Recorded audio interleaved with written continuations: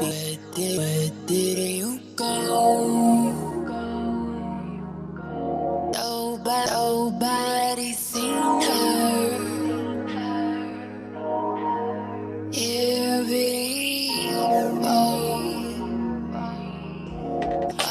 What's the dream for you?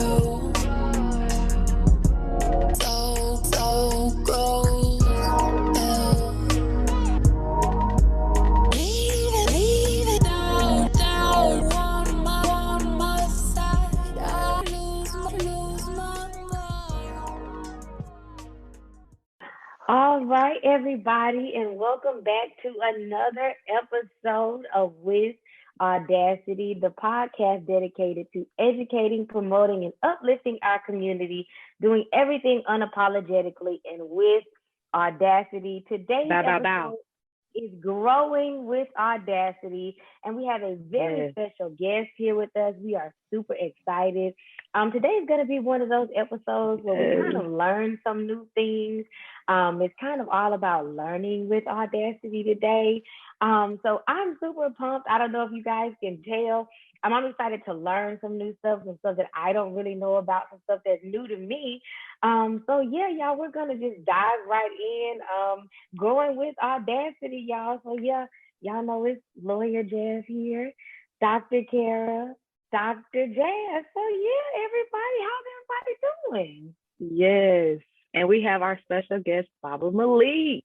Baba Malik is here. This is definitely Dr. Jas's episode because, each one of us has have our thing. Mine was voting. Jas, I don't know what yours was. I think every episode is your episode, Lawyer Jas.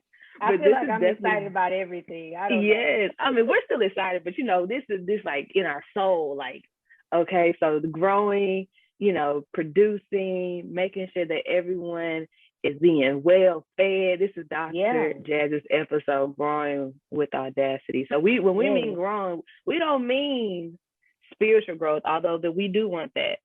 We mean growing as like getting your hands in the soil, getting a little dirty, producing, all that type of stuff. Yeah. And like I real said, black farmers, y'all. Yes. PGT. Yes. Okay. I was on TGT today. That's why I may say a little, whew. I was in the sun all morning in the field riding a tractor. So I love it. Look at that. I love the background. I don't know if you're watching the YouTube, Baba Malik is changing his backgrounds right now. Some stuff I don't even know how to do. And he is sitting in the field right now. He's looking pretty cool. So yeah. If you're watching the YouTube, you can see him sitting pretty cool. I'm here for it. Oh my goodness. So before we introduce him and get into Growing with Audacity, y'all know we have to come with a check-in question, see how everybody's doing. Started off with a little bit of an icebreaker. So we're going to start off with Carol and see. Oh, okay. Yeah, so the check-in question for today, going with the growing theme, is what are your favorite vegetable or fruit? And what do you like to make with that vegetable or fruit? So just to give an example, I love zucchini.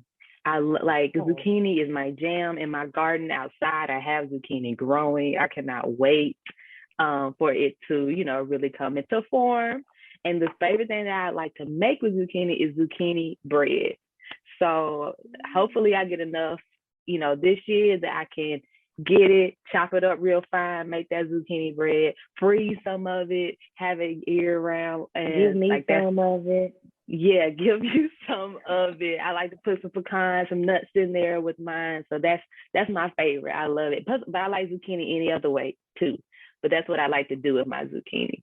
Baba Malik, what is your favorite vegetable or fruit, and what would you like to do with that? Well, my favorite vegetable is kale. And I have to admit that I never ate kale as a child. In fact, I think I heard of it. My grandfather had it in his garden. But in my house, we never ate kale. So I was like in my 30s before I ever ate kale.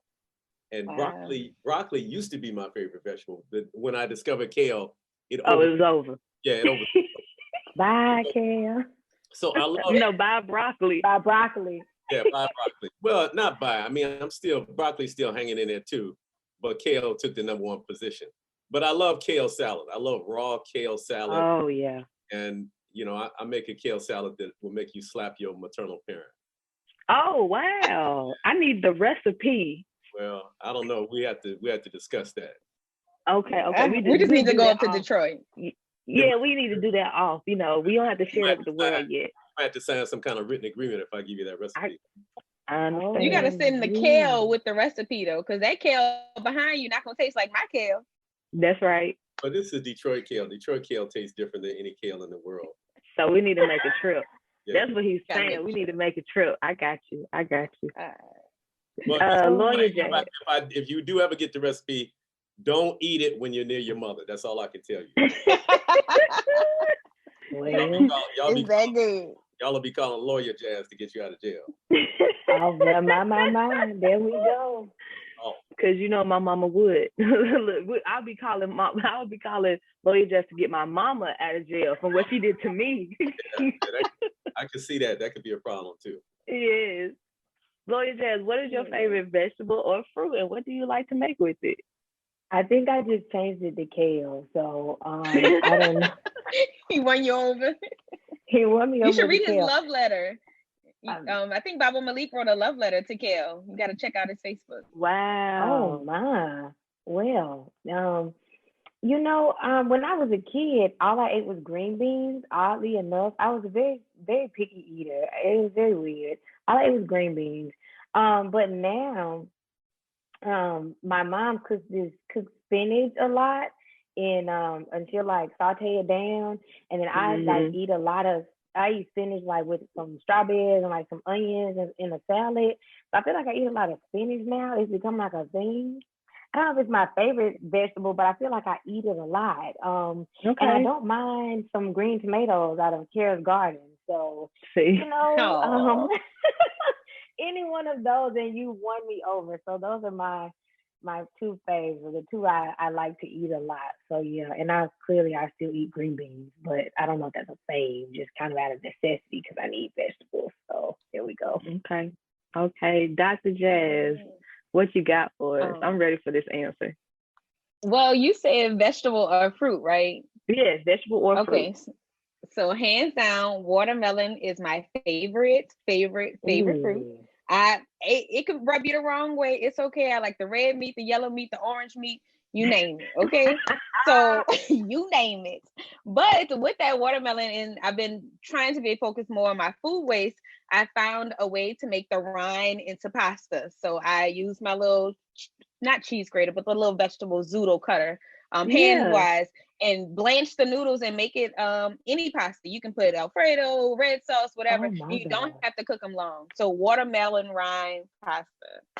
There you go. Wow. I've never heard of such, but wow. Guess I gotta cook it for y'all. Lawyer Jas told us we're gonna learn something today. And I told y'all gonna learn today. I just learned me something. You learned something, Baba? Just learned me something. Yeah. Wow. Okay. Well, thank you for that. Yeah, that's what all the amino acids are too in the rind. It's really right there. So we got this. Okay. And amino acids are good for your heart. Here we go, people. Okay. Beans are good. Beans are good for your heart too. Rumor has it. And I love some beans. I'll tear up some beans all day, any day. In fact, rumor has it that the more of them you eat, well, never mind. Y'all know the rest. Oh my. Anyway, well, let's get Baba to introduce himself. I feel like I've known you my whole life, which I have not, which speaks to your connection and your willingness to open up your circle. And like before we started, Dr. Woods said, a friend of mine. No, I think Baba Malik, you said a friend of mine is a friend of yours, and Dr. Woods agreed. So my friend, mentor, Baba Malik, please introduce yourself to the people. My name is Malik Yakini, and my job title is Executive Director of the Detroit Black Community Food Security Network. And also I play guitar and lead a band. So this is what I do. This is the summary of my life. By day, I plant and tend to kale. And by night, I play loud feedbacking guitar in a band I lead called Molly Wop. Oh, yes. It's like a reggae Malik band. I feel like. Oh, What do y'all say y'all genre?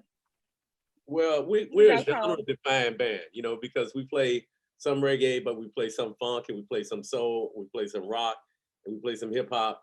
So sometimes I just tell people we play great Black music. All right now. I love it. Yes. Music for the soul. I love it. And it is good. I definitely it comes up on my shuffle all the time. Be jamming out. With that, by Malik, this is the Growing with Audacity episode on the With Audacity podcast. So we want to know, like, how have you grown with Audacity, and what does it mean to you? You mentioned you're the executive director, like ED in the house, y'all. If y'all don't, that's, you know, he leading this whole organization here. So we want to know, like, in your career with political education or things like, what have made you? I know you don't consider yourself, but people have called you in the past a godfather of agriculture. But I want to know, how did you become more as a respected voice in Black ag? That's a good question. So maybe I'll start by saying, for 22 years, I was executive director of an African-centered school called Nsodoma Institute, where we taught Black children about their history and culture. We taught all the academic subjects, but we taught them from a frame of reference that situated Black youth within their own cultural and historical continuum. And so part of that, in 1999, we started doing pretty intensive gardening at the school, because we were trying to get at this kind of deeper element of African culture. You know, African culture is not just, you know, kente cloth and mud cloth and right, and drums. Yeah, right. Yeah. You know, I mean, that's part of it. You know, that's some of the surface manifestations of it. But there's this deeper kind of undergirding of the culture. And the great Senegalese historian Cheikh Anta Diop talked about what he called the cultural unity of Black Africa. That there are certain cultural precepts that run through African culture, whether it's in East Africa, West Africa, North or South. And so one of those ideas that permeates African culture is this understanding of the interconnectedness of everything. And so we wanted to get at that with our children. And so gardening was a good way to teach that, because by necessity, when you're gardening, you begin to understand the relationship between human beings and the plants that we're growing, between the plant and the other plants, between plants and insects, and between the weather and how it interacts with plants, insects, and human beings. And so we started to really realize that we're part of this matrix of life. And so that was the main thing that we were trying to teach through gardening. But also on the more mundane level, we think it's extremely important in the face of an industrial food system controlled by the despicable system of capitalism, that we know how to be more self-reliant and produce our own food and remove ourselves from this situation where basically in most places around the United States, white people or Arabs are providing the food that goes into our belly. And so, you know, we want to be self-respecting men and women, and that includes being able to feed ourselves. So we had a twofold purpose, both the kind of underlying spiritual connection we were hoping the young people would make, but also teaching the lesson of Black self-reliance and sovereignty. For sure. I love that. And I was just thinking, so you were the ED of the school for 22 years, and then how did you become the ED of Detroit Black Community Food Security Network? Well, in 2006, while I was still running the school, I actually called together the people who became the initial co-founders of the Detroit Black Community Food Security Network. So you can see I was the convener, and those 40 people who attended that first meeting became the co-founders of the organization. So from 2006 until 2011, I was wearing two hats. I was running the school full time, and then kind of after school in the evening, I was running the Detroit Black Community Food Security Network. Finally, in 2011, it became clear I was going to have to make a choice, because I couldn't do both and do justice to both. And so I decided to follow my passion, and I'm very glad I did, my growing passion towards creating a more just and equitable food system. And also I have to tell you that my passion for being a school principal by that time was declining, because most of what I was doing was solving problems. By the time things got to me, they were problems that probably were relatively severe. And so I was dealing with student discipline issues. I was dealing with staff compliance issues. I was dealing with parents who, had complaints. I was dealing with state authorizing bodies who, we were charter schools. So, they were trying to implement various regulations. So none of that is the reason I went into teaching. And so that kind of joy for that was kind of leaving. So I followed my passion, and in 2011, I came over full-time to the Detroit Black Community Food Security Network. Now it helped that in 2010, we got our first grant, and we actually had some money, so I didn't have to step out into a void, an economic void. I was able to step over and keep my moderate salary at the same level. So my quality of life didn't decrease. It stayed at the same kind of moderate level that it's been for quite some time. That's definitely important for sure. Right. But that's amazing. I mean, the story is amazing. I think that the purpose is amazing because so many young people now are so detached from the earth and detached from growing and gardening and, even doing flowers. And so I think that that's just the holistic view of it all is just empowering in itself. And, I like to garden. My mom and myself, we like to garden. I come from farmers and farm hands. You already know that Dr. Jas, she's all about growing. Lawyer Jas, we're trying to get her on the team. We're trying to get Lawyer Jas on the team. Yeah, let me swap houses. But I am a team member who supports. Let me just get a bigger house and a bigger yard, and I'm in there. That's right. We're gonna start her off small with some flowers and just, maybe some plants a little bit here and there. But just wonderful. Thank you so much for sharing your past and starting that initiative. And I know that so many people have been touched by it. And Dr. Jas is one of the mentees that you have. Mm-hmm. So now we talked about past, let's talk a little bit about present. So what are you doing now? So you've been the ED since 2011. And so, what are you doing now? What about the co-op that you have? I heard that there's a compound that you have. So please tell us what you have cooking right now. Well, I'll start with the last thing you said. So I own a house. This might be a secret. I actually grew up in. And so I've been in the same house since 1960, which is like unheard of on most places on the planet.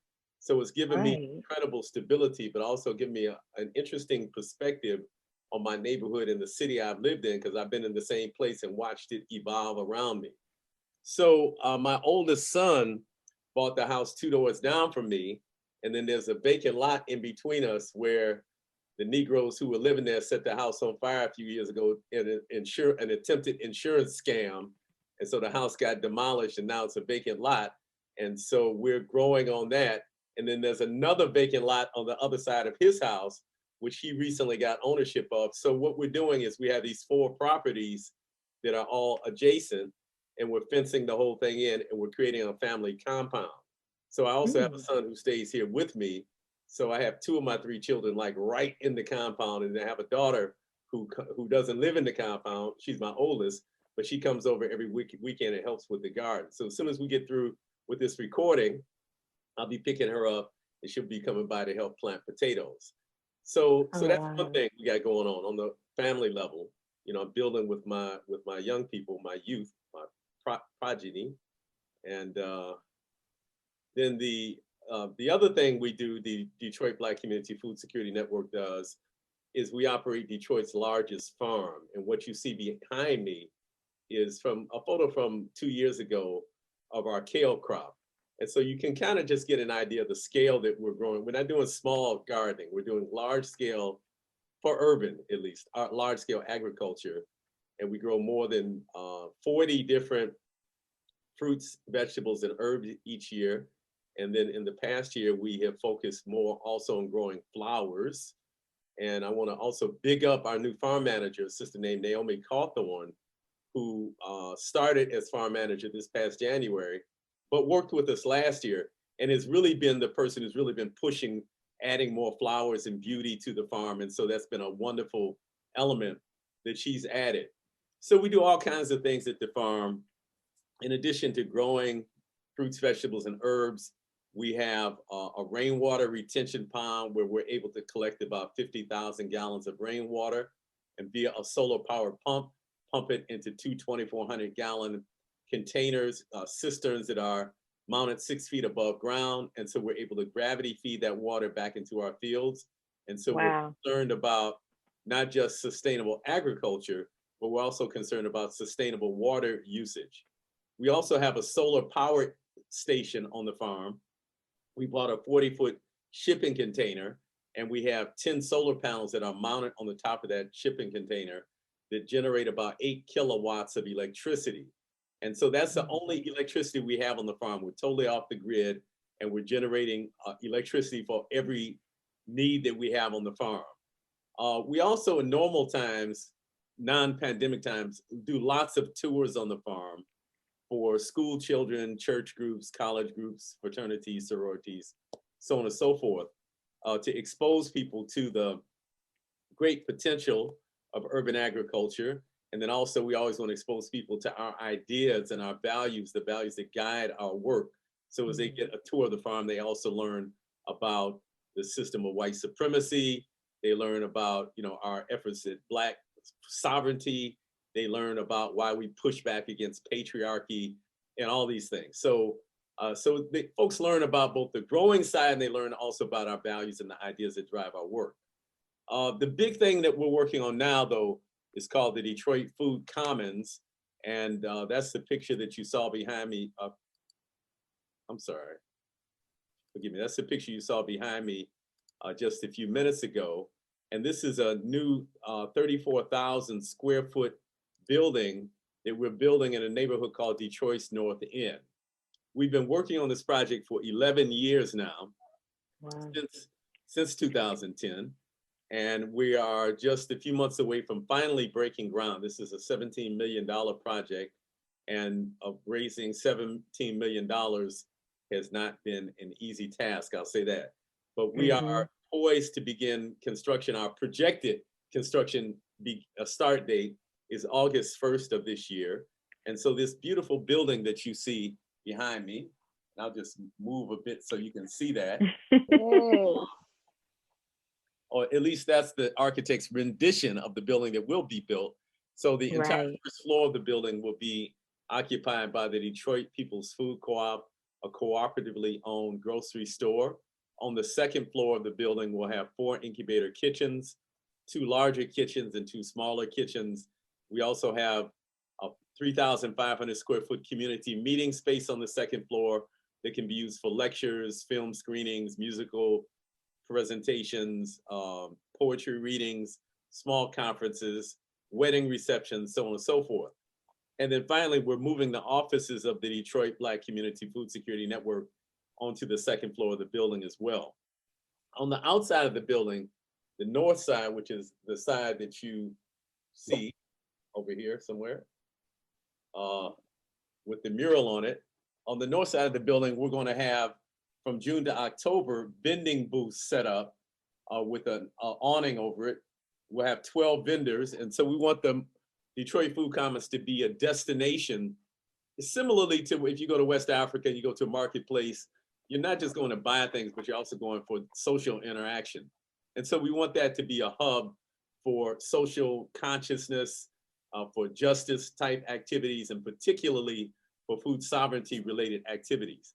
So we're really, really excited about that. We're expecting construction to take about 9 to 12 months, and the Detroit People's Food Co-op will open sometime in spring or summer of 2022. Then we also have a youth program. I need to mention that, called the Food Warriors Youth Development Program, that functions at 2 sites in the city of Detroit. We teach young people how to build and maintain raised bed gardens, how to harvest and prepare that food in healthy ways. And we also teach them how to be food justice advocates in their own community. Everything that we do from an African-centered perspective. We think it's incredibly important that our people be grounded in an understanding of our history, our worldview, and the values that inform that worldview, so that we're not looking out at the world through the eyes of our oppressor. A term that's used now that's popular is decolonization. So we think that's incredibly important, so that we can move through the world in a way which is sane, healthy, and builds self-reliance and self-sufficiency for Black people. So if they don't know, I know. now they know. Why are you so well respected? Wow. I mean, like, round of applause, hats off, like, oh, wow. And this is all going on right now and into the future. And so when we do make that trip to Detroit, we might go to the Detroit Food Common. I love it. I'm all for it. I want to come to talk about self-reliance and self-sufficiency, you know, teaching that to the younger generations. That's amazing. With the 40 varieties of fruits and vegetables that you have, do you then have those in a co-op, or what do you do with those fruits and vegetables that are at the network? So normally, and again, when I say normally, I mean during non-pandemic times, we sell them primarily at farmers markets, at 2 farmers markets in the city of Detroit. And we sell at the farm itself. We have a farm stand that we set up on Saturdays and Sundays in front of the farm. But the pandemic has changed all that. The 2 farm markets that we sold at for the last 5 or 6 years didn't open last year and won't open again this year. And we also deemed that it was not safe enough to open our farm stand last year. So we pivoted, I think that's been the word of the pandemic. We pivoted to an online sales platform. And last year we partnered with another Black farm called Oakland Avenue Farm to create this online platform where people could go on and order, pay in advance, and then have contactless curbside pickup at either of the 2 farms for the things that they've ordered. This year, we expanded the online platform. It's now called Shop Detroit Farms. And we're opening it up to a number of other Black-owned, or number of other farms. I think there's probably some that aren't Black-owned also.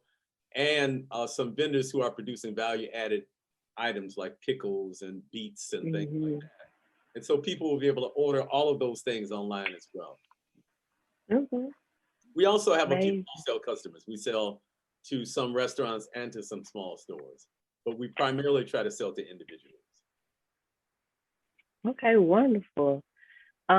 So this is my last question about the present, because I know that through your work, you've been helping a lot of people get into farming and realizing that farming is just not one thing, it's multiple. You can, the way that you connect with yourself and with the earth and everything like that. So for those who don't know anything about plants or gardening or flowers or the importance of it or how it can truly become a de-stressor at the end of the day, what's your advice to them who don't know anything about plants, or, you know, some people feel like, you know, oh, I'm too good for plants or anything like that? What would you advise someone to get started, or to say, hey, like, just give it a chance?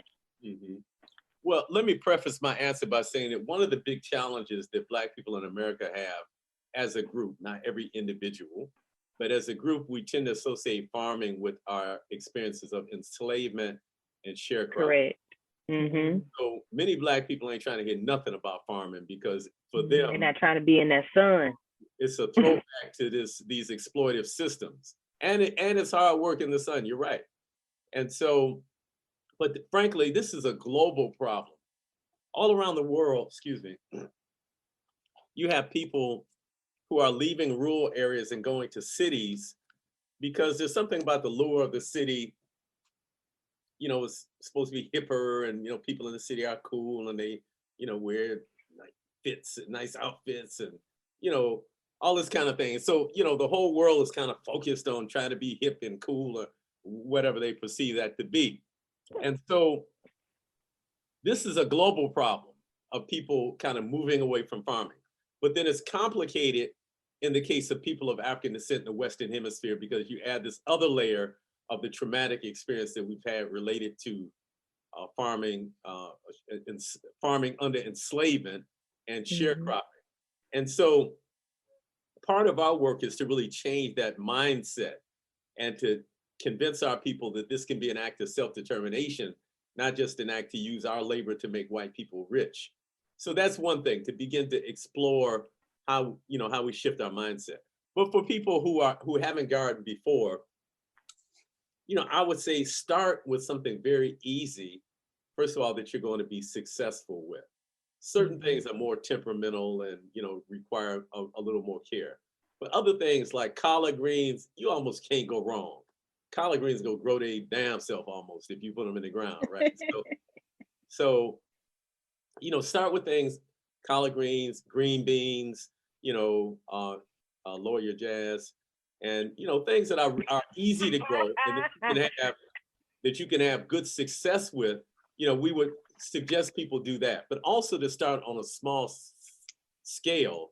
You don't want to do something large. I hear some people, they just start and they say, "Oh yeah, man, I'm gonna do, 3 vacant lots. I'm gonna plant it all," and I'm just like, "Yeah, okay." It's better to start with something small and do it well than to start with something large and half do it. And so, starting small. So that could be, it can mean a pot on your balcony, if you're in an apartment, even if you don't have a yard, Lawyer Jas or whoever, I've been keeping my Christmas cactus alive. She is, Christmas. So proud of you. She is still alive. My first one, Cash Money, she died. But it's okay. My new house plant is alive and well. The next goal is to get a big one. So, I'm doing good. When I get my big one, after that, we'll move to outside plants. You see what I'm saying? It's so a process. She's on the right track. And so, just start small. Start with the tomato plant, and just get in the habit of nurturing, and that's one of the healing aspects of this work, because it causes you to focus not just on self. A lot of times we become self-absorbed. And so taking care of plants requires you to know you have the stewardship responsibility for other beings, right? And plants are beings, plants are alive. And so that develops compassion and love and an understanding of the interconnectedness in us. So I would say start small, start with something that you can easily grow. But the other thing I'll say is, just truthfully, Lawyer Jas, growing ain't for everybody, right? And everybody's not gonna grow, and that's okay. That's all right. That's all right. But the thing is, even if you decide, well, that's not really for me, there's all kind of other ways you can plug into the food system. You can support those who are growing. You can support local farmers markets. You can support local food policy councils. In fact, the reality, one of my elders told me, every time you bend your elbow and that fork hits towards your mouth, you're making a political decision. And so being conscious of the decisions that you're making as a consumer is also one of the things that you can do to help support a healthy, vibrant food system. All right. Very true. Support your local flea markets, people, and food markets and all that type of stuff. Right. I'm taking it all in. Especially if they Black. I wanna add that in there, right? I'm on the blackity black tip, just so y'all know. You on the everybody Black. Yeah, exactly. You on the Easter race. I ain't hating on nobody else. I don't hate nobody else. I don't dislike nobody else. But I make no apology for telling Black people we should support ourselves first and foremost. So I just want to say that, because you might go to the farmers market and it might be farmers that ain't Black, and I'm not saying you can't support them, but make an intentional effort to support us. I hear you. Right. Well, talking about future, and not my future as a farmer, because y'all just give me some time. I'm probably just going to be a plant mom forever, and I'm okay with that. I believe in you. I believe in you, and I think you'll be a wonderful plant mom. It's going to happen. I'm going to replace all my fake plants with real plants. I'm on my way, you guys. But talking about a future, Baba Malik, what is because we've gone through the past, the present, so just kind of, getting into future goals and dreams, what is your ultimate freedom dream? Like, how can we grow with Audacity, like as a Black food movement, and kind of determine our own food economy? So I know we've kind of talked a lot about, you know, things you've done in the past and how you're helping everybody presently. But if you just had that, you know, freedom dream as to how we could all determine our own food economy, what would that look like to you? So my freedom dream is bigger than food. Let me say that. And also, okay. You all probably can tell by, you know, I kind of dated myself when I told you how long I've lived in the same house. So I'm a child of the 60s in many ways, the 60s and early 70s. And so my consciousness was forged in that crucible of, you know, the Black Power era and what have you. And so that shapes how I still look at the world. And the reality is, I don't think that there is any freedom for Black people within the context of what we know as the United States. I think that the economic system, capitalism, and the system of white supremacy have to be dismantled. I am for Black sovereignty in general, not just Black food sovereignty, but I'm for Black people being able to govern ourselves and having land that we have control of. Now, these are long-term. So you said, what is my ultimate freedom dream? So I'm giving you the ultimate, the long-term, that we're actually making decisions for ourselves. We're running our own economy. And, you know, there's been a lot of ideas historically about what that might look like, where it might happen, what the prerequisites are. But that's, for me, the ultimate freedom dream. In the meantime, though, we want to break this terrible cycle that we find in Black communities where the retail economy, the retail food economy in Black communities throughout the United States is controlled by other ethnic groups. They don't circulate their profits from the community in the community. And so it's an extractive economy. And we see the same thing happening in Black communities throughout the United States. The ethnic group who's running the stores might be different, but the scenario is essentially the same. And so in the short term, what we would like to see is self-determining food economies where we are getting food that is grown by Black farmers into retail establishments owned by Black people, who are then hiring people from our community and circulating the money that we're spending on food within the community in which we live to create resilience, democracy, because when you have control of the institutions in your community, you have say-so over what happens, and also power. Ultimately, we have to build power if we're going to resist the systems that keep us oppressed. Okay. And for our future farmers and our future freedom fighters, what advice do you have for them? Like, what, if you had to give them your top 2 things to get involved, what would you tell them? Well, I would say the first thing is to realize, as one of our great African-American scholars, John Oliver Killing, said, that we need long distance runners. So what I found in my more than 50 years of being involved in the movement is that many people get involved and it's hard, frustrating work. And so sometimes after 2, 3, 4 years, people say, forget these Negroes, they not serious, and they drop off and they go back into doing whatever they were doing because it's very difficult work. And so developing the mindset that you're in this for the long term, that this is a lifestyle, is very important. It's a protracted struggle. And not only is it a protracted struggle, it's an intergenerational struggle. So while we'll see some strides in our life, the kind of ultimate goal is not going to be won during our lifetimes. And so having that long view that we're struggling for something for our children and grandchildren and great-grandchildren is necessary just to stay in the fight. You know, I told you we've been working on this food co-op for 11 years. And one of the reasons that we often don't develop things like this is because we don't have the wherewithal to stay in the game that long. To see it through. Staying in the game includes having the cash flow, because all them 11 years, we got to be paying people, paying consultants, paying for market study, all kind of stuff. And so you got to have a certain amount of resources to stay in the game. So that would be the first advice I would have. Be in it for the long term, have the long view. But in order to do that, you have to balance your life out between your commitment to the community and your commitment to self-care. Because if you burn yourself out, you know, in 2 or 3 years, just going full speed ahead, then you won't be any good to anybody. So having the long view, balancing that with self-care, I would say would be some important advice. In terms of beginning farmers, similarly, you know, there's a long-term proposition that you have to have a really solid plan because there's not a lot of money in farming. You know, there's not big margins, and so you don't have room to make a lot of mistakes without going into the whole economically. And so really studying it in detail, you know, trying to get as many advisors as you can so that you have a viable plan. You know, farm is a business too. That's the reality of it. You know, it's not just a place to come get food, but it has to be economically viable. And so I would advise that people really study that side of it so we can figure out how to create economically viable, small scale Black-owned farms. Okay, all right. Well, I think we're at a point, you guys, where we're going to take a quick musical break.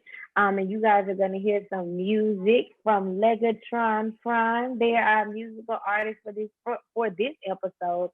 And also our visual artist for the episode is DeAndre Burns.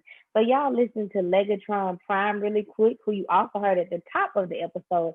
And we will be back in a second. Really don't wanna be alone.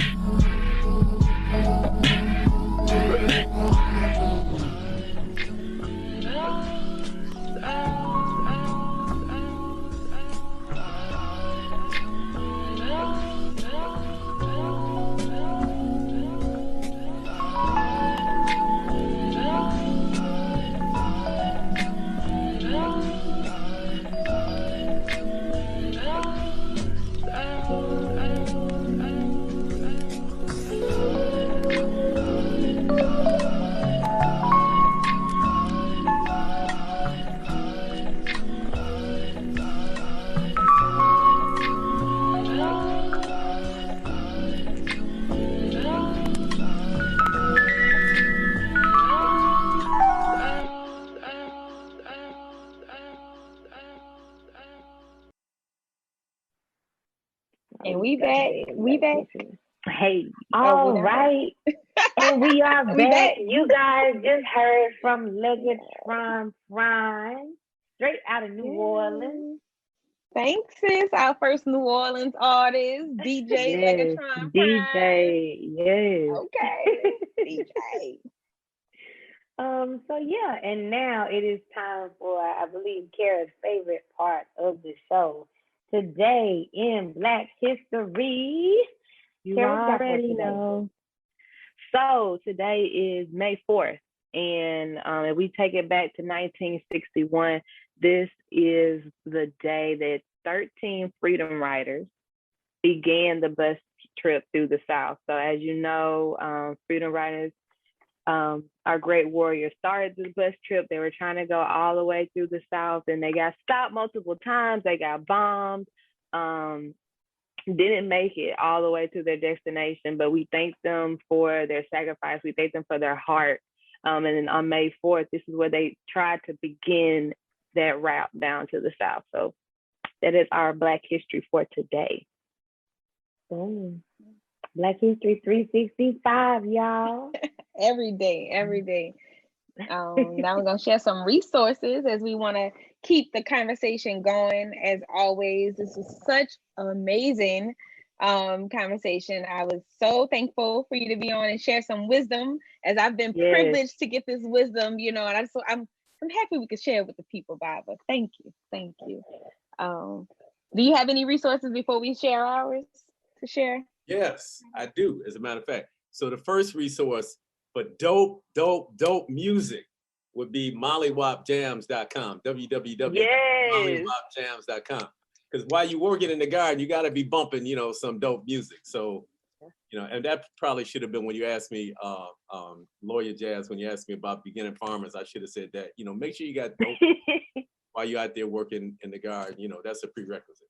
But you dope music. Yeah, you can start with Mollywop, www. And I've been told many times that your plants like music. So you put some music with your plants and they feel it, they start growing.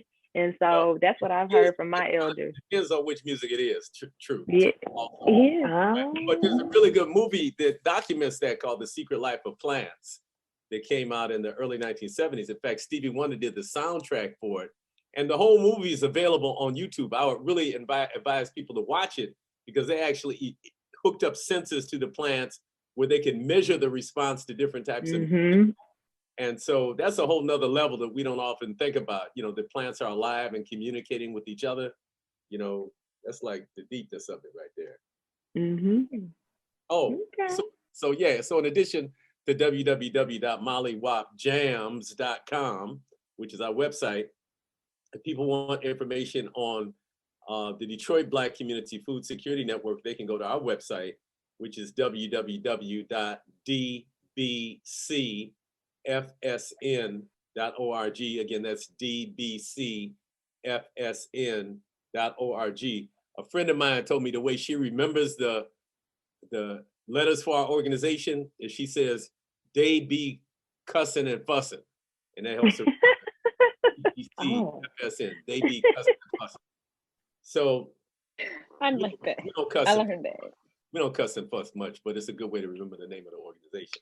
And then thirdly, for people who are not in Detroit and who are interested in creating Black food sovereignty and creating a Black food system where we're able to get food from Black farmers to Black plates, you should check out the National Black Food and Justice Alliance.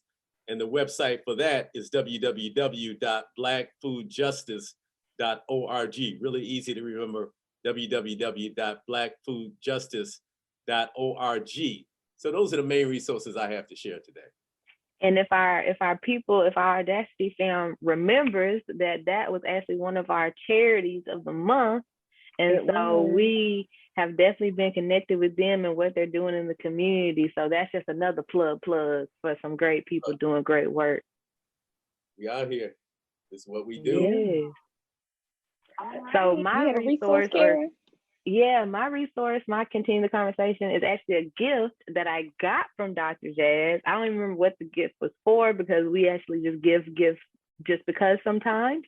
But she gave me the wonderful book, American Grown, by our First Lady, Michelle Obama. And it just really goes into how they got the garden started at the White House during the Obama administration and why it was so important for her, and how it originated with Sasha. You know, the doctor has told her that, you know, Sasha's not in the weight percentile and, you know, she needs to have vegetables, she needs to have a certain way of cooking. And so everyone thinks that Michelle Obama was trying to do this big thing. And no, she was just trying to make sure that her kids were being healthy. And it kind of expanded to that. And so that is one of the books you can look at and for at our bookshop. And I thank Dr. Jas for giving it to me. And, you know, it's sitting in my living room looking pretty along with all my other books from the Obamas. Yes. Absolutely. Thank you. As we're on books, this may have been a resource before, but Freedom Farmers by Dr. Monica White, definitely to get you some history. Fannie Lou Hamer's life is detailed and, you know, about farming for freedom for sure. And then Baba Malik gave my National Black Food and Justice Alliance resource. So I'm going to be sure that you also look to see if you have a local food policy council in your area. And if they do not have a justice lens, I encourage you to try to join and see if you can create that. But if not, create your own. Figure it out how you can get together with Audacity, 40 people, and create a Detroit Black Community Food Security Network, okay? It doesn't have to be 40 people. Can you just clarify, Dr. Jas, where is Dr. Monica White from? Dr. Monica White from D-Town, you know it. Oh my God. I love it. In the building. Oh my so goodness. good. Well, yes, you can find all of these resources on the With Audacity book list that is on our page, on our link tree. So if you're interested in reading any of these, please go to our book list, shop our book list. We have the link right there for you all. And if you are reading something that you would like to share with us, let us know. Email us, message us, and let us know. The book list is up, you guys. So yeah. For sure. And so our charity for the month, y'all see that we're wearing our lovely merch.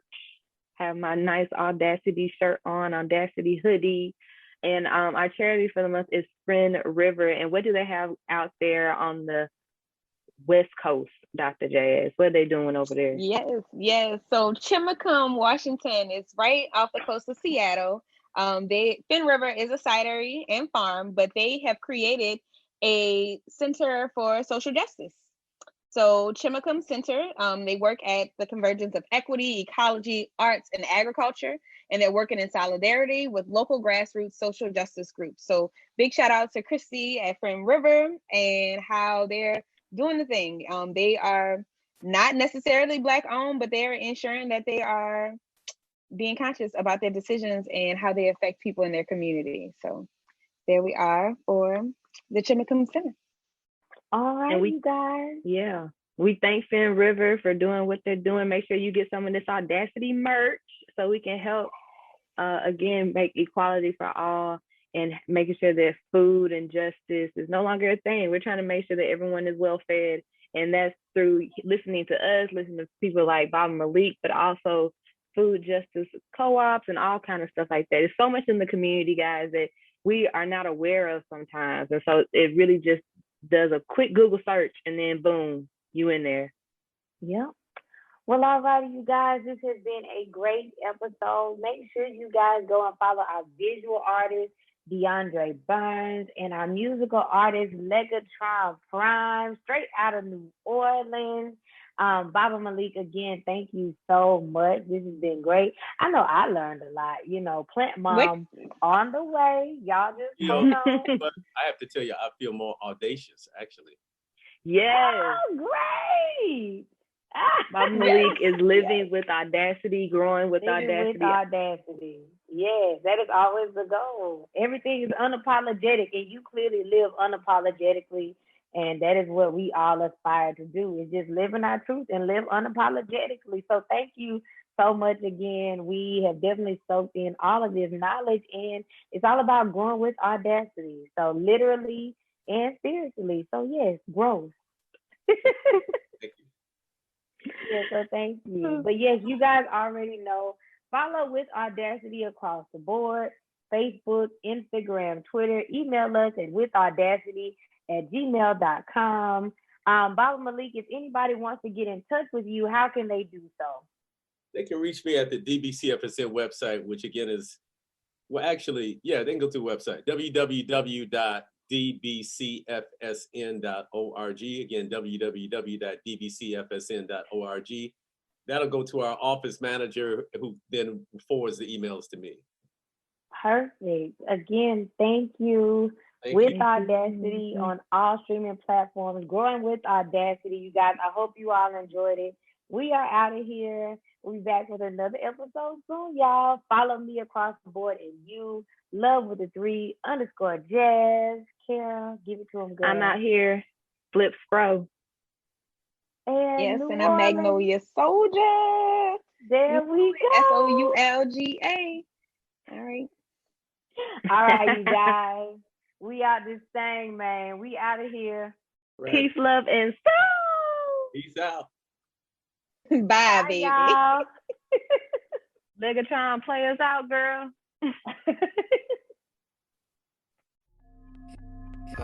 Okay.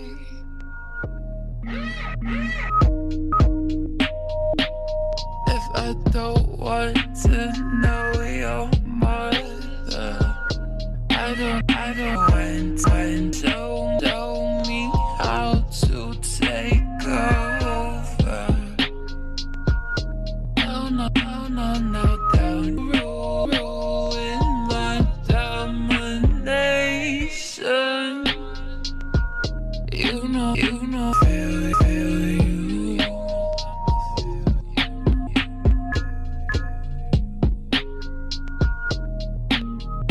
Lay it down, don't take much, just touch. I don't want to know. Say mind.